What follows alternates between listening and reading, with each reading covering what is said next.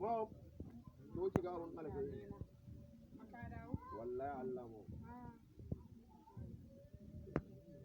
Wannan fa. Mom, ai kaya na ce. Kayan ka kuma kayan wanki ko kayan ba an ga wani kaya ba fa. Ba mom, ki gane mana.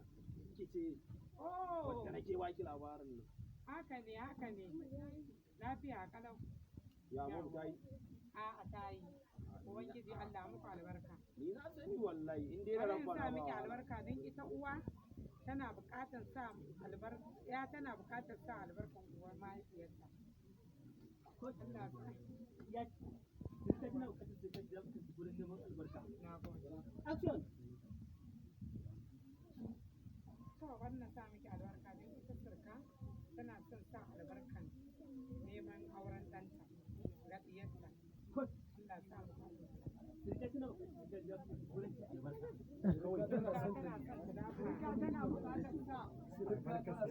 Tana buƙatar sa hannun surukarta. Sarka tana sa Kawai ka gane?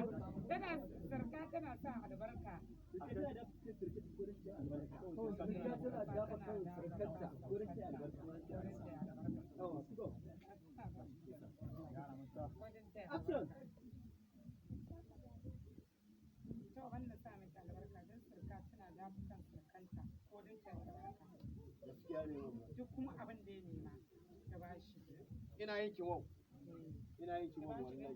Ya zama ki ina tuta. ji da shi. Ya zama ki tuta mom. Ya zama ki tuta. Allah muku albarka. Amin Ko amin. an ɗauko muku tabarma ko? Mom, kin gane za mu ɗan je daga bayan kan goro sai sai shi dai a ƙaja ki mom. Kawai ke dai ki samu albarka saboda ina da munafukai ya amma kawo malam. Allah maka albarka. Ya zama ki Duk tuta. wanda ya so ya sa min kai a gaba. Ya zama Aniyar shiri ne. to wai ni mom ta bi ne dai ni sai a samu albarka. Allah maka albarka, Allah Ya maka zama ki albarka. tuta. Ya zama ki tuta mom. Ina yi. Ba zuba mana kai.